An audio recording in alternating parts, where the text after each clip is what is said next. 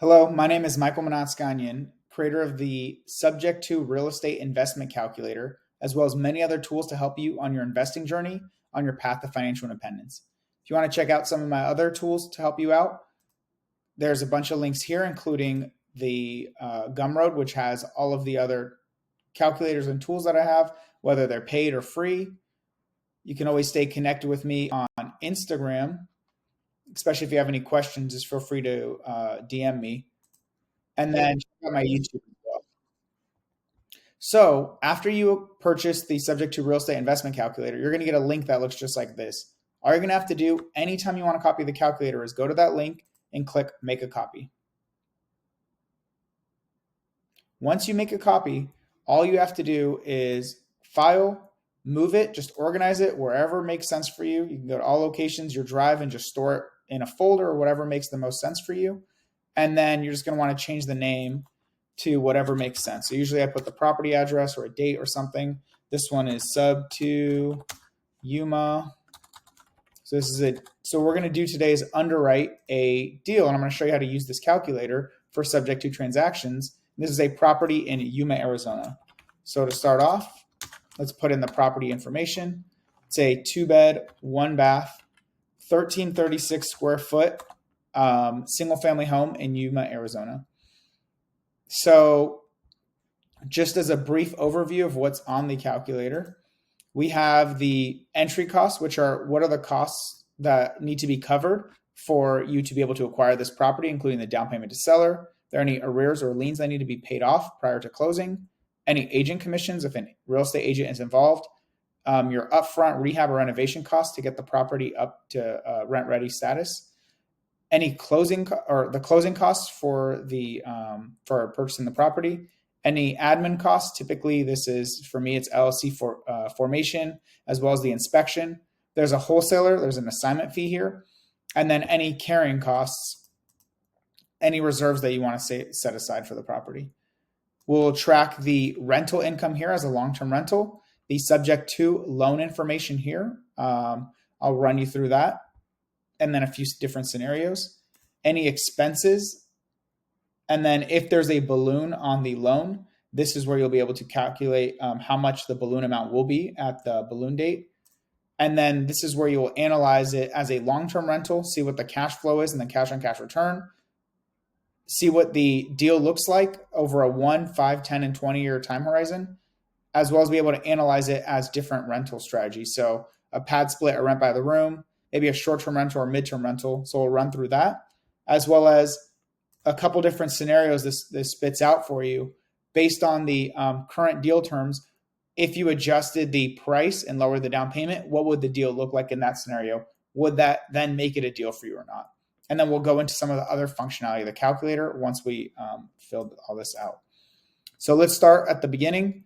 This is the purchase price for this property, a very specific purchase price of $186,273.85. I have all of my deal terms here to make it easy. The subject to loan that we are taking over, the amount is $171,273.85. So because this is a straight subject to transaction, which means that your purchase price is only comprised of the subject to the loan you are taking over subject to, so the $171,000, and the remainder is paid out to the seller at closing, this $15,000. If this was a hybrid transaction, which had seller finance and the sub to loan, this $15,000, you may not pay it all up front. You might pay it out over a couple of years or whatever terms that you agree with the seller. But because this is a straight subject to transaction with no seller finance component, the assumption is that you are paying the difference between these two, the purchase price and the sub to loan you're taking over. You're paying that difference to the seller at the time of closing, listed here in your entry costs. So there's a few strategies here. If you know what the monthly principal and interest payment is on the loan, you can just override this code and set that monthly principal and interest payment. A lot of the times you might have just a mortgage statement, if you even have that, or at least you know what the mortgage payment is, and it will say 800, or for this instance, it's 843.21. But for this property, we know the PITI the principal, interest, tax, and insurance are 1132.85. So there's a few things you can do here to determine what this monthly payment is. If you have the monthly mortgage payment, principal, interest, taxes, and insurance, you know that this is what that payment is. You can just set that in here, but remember to cancel out your taxes and insurance here because you're already covering that in there. If you know the original deal terms, which are ideal because that plays into a variety of other locations in the calculator, you want to put that here. So if you know what the original seller's loan was, the interest rate, the number of years that was amortized over, and the first payment date, this will help you calculate what the principal and interest should be for that loan. We don't actually know that in this instance, but we do know a few of these pieces. So we know the interest rate is 3.875. We do know it's a 30-year term. We don't know when the first payment was, and we don't know what the original loan amount was. So we're going to have to go off of what was provided to us. So as I mentioned, what was provided was a mortgage statement with the principal, interest, taxes, and insurance.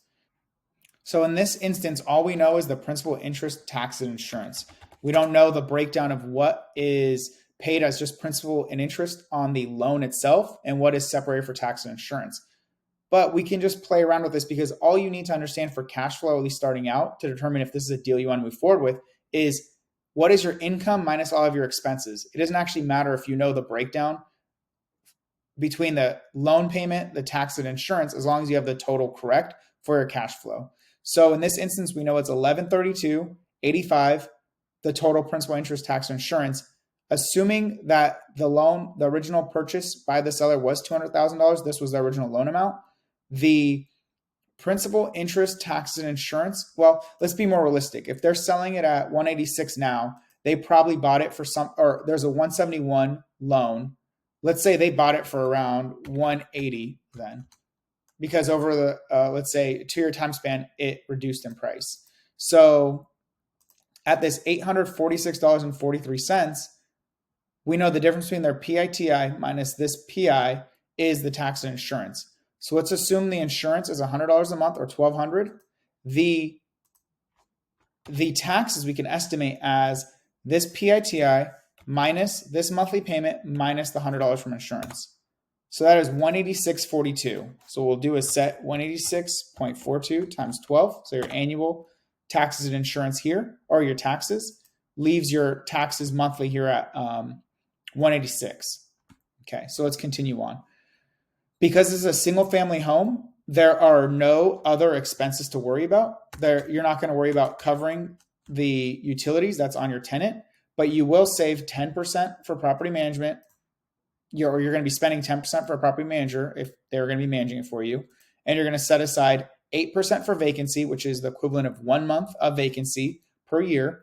And then 10% savings or reserves for maintenance and capital expenditures, where maintenance are like your minor repairs, like you need your plumbing checked out or a light bulb replaced or whatever, those kinds of immediate types of repairs, whereas capital expenditures are more of your bigger repairs that you need to save up for, like replacing your roof, replacing appliances, flooring, large paint jobs, things of that nature.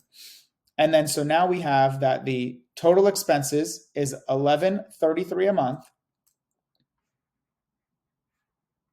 And then your reserves are $450 a month. So let's look at the actual rental income here. So that's the last piece that we're missing is the rental income. So it's a 2x1. It was stated that it rents for $1,550 a month, and we don't see that being any different. That's what we think this is the current rent, and if we repair the property, what would the market rent be? So we have our rental income, we have our loan calculations complete, we have our expenses and reserves set aside. Just taking a quick look at the sub-2 balloon calculator, let's say this loan started in 2021 and was over 30 years. That means it'd be due in 2051. Maybe the seller doesn't want the loan under their name for that full 30 years. They can state that they want a balloon in 10 years. You either need to sell the home or refinance the loan or pay it out so that the debt is no longer in the seller's name. You can figure out what that would look like here. So assuming you're taking it over at 171,274 and there's a 10-year balloon, this shows you that the total amount of balloon left or the total amount of loan left in that 10-year time frame will be $127,000. So at the 10-year mark, you'll either need to sell the property to pay that off, refinance the loan to be able to pay that off, or figure out some other way of paying that $127,000 off. So let's look at the entry cost. We have the $15,000 cash to seller. There are no arrears or liens on this property. There's no back owed payments or anything. There is no agent commission. No agent was involved in this. We're going to look at the rehab in a second. You're paying all the closing costs. So in this instance, 2%. That's all on you. The admin and marketing would be approximately $1,000 for me on average. Roughly $500 to set up the LLC, $500 for an inspection. There is an assignment fee of $10,000. And then I'm saving 3 months of my expenses as carrying costs up front, just in case I can't get it rented out right away and things like that. The only other thing we need to understand from an entry cost perspective is what the rehab is going to cost. So here's some photos. We can look through it quickly. There's the exterior photos. Okay, looks fine. Looks okay. These cabinets look a little musty, or like they've been painted over and not well. But I mean, for a $1,500 2x1 rental in Arizona, it looks pretty fine. This room doesn't look great. I don't like how the AC is, it's got an internal plug. Okay. Okay, so this room definitely needs to get painted. It's freaking weird. Also needs to get painted. All right. I'm just going to state for this instance, we're not going to go deep into the estimating rehab on it. We're going to say it's going to be around $10,000 of rehab, at minimum just to paint and maybe do some of the stuff on the flooring, maybe minor electrical work, but that's going to eat up a lot of this. So painting, flooring, and it's probably going to cost more than that, honestly. But once you get into contract, you can get an actual quote for it. So painting, flooring, minor drywall / and electrical. All right. So there's two main things that you're looking at when you're analyzing a real estate investment. You're looking at the monthly cash flow or the profit, which is your income, right? Your income minus your expenses, right? Minus your reserves. What does that amount look like? You want your income to be higher than your expenses and reserves to cash flow, to have any profit left over. That's the number one bare minimum you're looking for. In this instance, you're already minus $17 a month or minus $200 a year in cash flow. Because this is a straight subject to loan, it means there's really no negotiating at all in your loan payments. And if anything, when you purchase the property, you're more than likely going to pay more in taxes and insurance than the existing seller, especially if they were living in it. So with that alone, this already becomes a no deal unless this rental income is estimated lower than what it could actually rent for. That would be a sign that, hey, there really isn't much for me to do here. One thing you could consider doing is reducing the purchase price, which would reduce the down payment, right? Because if there's a lower purchase price, but the loan's still the same amount, that means the savings would come in the down payment, but that's not going to increase your cash flow. That could just potentially make it a better deal for you. But if it's not positive cash flow, that's not a great sign. I will say I do include the cash flow without reserves. So you have a rough idea. If you weren't saving or having to use 8% vacancy and 10% for maintenance and CapEx, you could see approximately $262 a month in cash flow and $31.46 in annually cash flow. And the next big metric is you take your annual cash flow, so your cash flow, your monthly cash flow times 12, and you divide it by your entry cost to determine your cash on cash return, or how hard is your money working for you, essentially. And I like to see a 10% cash on cash return with my investments. In this instance, if the cash flow is negative, you'll never get a positive cash on cash return. And even without reserves, you're looking at a 7.29% cash on cash return. I wouldn't buy a deal like that. And because this is a straight subject to transaction, there really isn't anything that you can do to increase the cash flow on this property unless you increase the income. So one of the ways you can increase the income, I mean, if you think after $10,000, you're going to be able to increase the income by a hundred more dollars, you can see what that looks like. So $1,650 a month as market rent. And what this analyzes here is what the deal looks like as a long-term rental over a 1, 5, 10, and 20-year horizon. If you look at it from the 1650, the market rent, instead of the 1550 that was originally told to us, you'll see that this property would cash flow $662 a month with reserves. I mean, $662 a year total cash flow, but that really is only like $50 a month of cash flow. And that cash return is only 1.5%. So even if we get it up to market rent, increase it by $100, it still is too thin of a deal. There isn't enough profit or cash return for me to want to move forward with this. There are the other benefits of real estate investing, including the appreciation of the property. Someone else, your tenant, is paying down the debt on your behalf. There's tax benefits as well that we'll get into in another slide. But this just goes to show this deal is really tough as a long-term rental. What you can consider is, does this property make sense as a pad split or rent by the room? Definitely not. This is a 2-bedroom, 1-bath property. Even though it's 1,300 square feet, so it's fairly big for a 2-bedroom, 1-bath, there just isn't enough room. Like, you really want a 4, 5, 6 bedroom, 2, 3 bathroom at minimum for rent by the room. That's what tends to work the best. What you can do is look at it as a short-term rental, and that those numbers were provided. So it said $2,500 a month in short-term rental income. Let's say it costs you an extra $20,000 to furnish the house. So your entry cost is $20,000 plus this entry cost you had here, right? So it's $63,000 total. Your loan payments are the same. You're now paying $500 in utilities, because if you're renting it as a short-term rental, you're covering those utilities. You're covering water, electric, gas, trash, whatever. This is a placeholder amount. You need to put a more accurate amount once you can determine it. You're paying your property manager now 25% instead of 10%, and you still have your reserves. In this instance, just a quick short-term rental analysis, you're still looking at negative cash flow, a big part being that whatever increase in income you got is being offset by the utilities you're now covering. You're covering much more property management costs, and your cash on cash return is still terrible, not only because your cash flow is negative, but also because you added an extra $20,000 to then still make negative cash flow.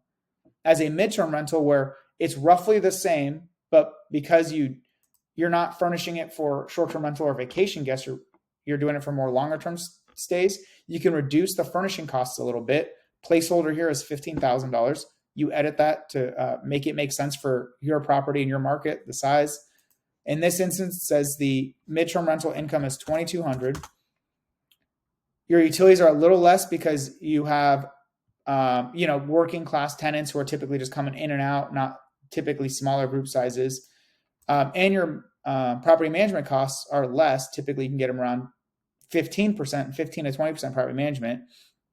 What you're looking at is approximately $67 of cash flow a month, or 1.4% cash on cash return. Once again, this doesn't make sense. Typically, when you're putting more money in the deal, you want a better return as well. And that isn't the case with either of these strategies. And it's far too small for a rent by the room. So just looking at it as the conventional long-term rental, there's no way to make this make sense. And that's one of the limitations of subject to transactions. You cannot negotiate to increase your cash flow by reducing your loan amount. This is what it is. Even if you take away the down payment to the seller, let's say you buy the property for $171,000, $274,000 exactly, so there's no money to the seller. The best case scenario in a transaction like this, you still have to pay your wholesaler, especially if they're the ones who restructure the deal for you in that instance. There's the rehab costs you can't get over. Your cash flow doesn't change because that down payment only affects your entry cost. In this instance, it could increase your cash on cash return without reserves, or it would increase your cash on cash return, but that doesn't work when your cash flow is negative. So in this instance, you would see that, okay, maybe at the $1,650 and a much lower cash on cash return, or much lower entry cost, you would see at the market rent, you'd see a 2.4% cash return, $662, same cash flow. For me, that's too many red flags. But nonetheless, let's run through the remainder of this. So let's say you want to move forward with it and you're going to use other people's money, a private money partner who's going to bring the funding for the deal, someone who brings the money and they also are a partial owner of the property. In this instance, they're bringing the $27,800 to buy the property. This is the negotiated deal that we discussed. You keep 68% of ownership. They keep a third or 32%. You keep only 30% of the cash flow. They keep the majority at 70% so that they get their money returned back to them sooner. This isn't a great deal for your private money partner because they're putting in almost $30,000 and their cash on cash return at that 70% cash flow is only 1.67%. So this is really important to understand, okay, if you're going to self-fund the deal, what do the terms look like? If you're going to use a private money partner, you can see here quickly a snapshot, 1, 5, 10, and 20 years. What do their returns look like? If they don't need a high cash on cash return right away and they're fine with getting the other benefits of real estate investing, this could work for them because obviously over the lifetime of this loan, the deal gets better and better, especially with a low interest rate loan. If you were to use a private money lender where you're paying them interest back on their money each month and then paying them out their full principal amount at the end, this deal is already negative cash flowing. It's only going to get worse when you're paying a private money lender as well. So this definitely doesn't work. If you did want to see what this deal looks like,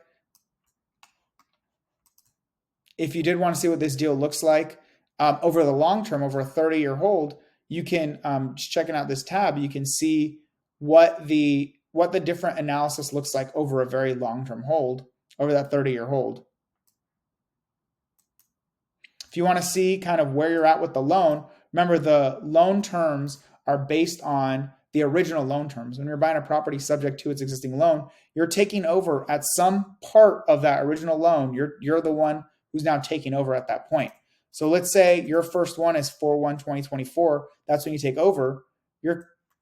All this on the loan has already existed.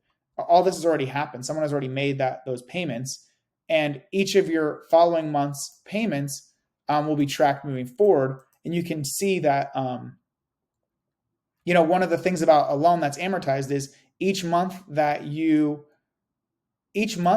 are making a payment, more and more of your monthly payment, in this instance, $846, more and more of it goes towards principal and less goes towards interest. So it is nice to be 3 years into a loan already, especially the further you go, the better that looks. Looks like here, you'll see that it's right around 8/1/2033 is when the interest and the interest and principal are basically equivalent. So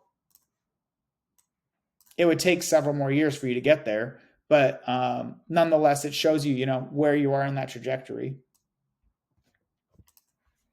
And that's it. So if you want to stay connected, please feel free to reach out to me on Instagram.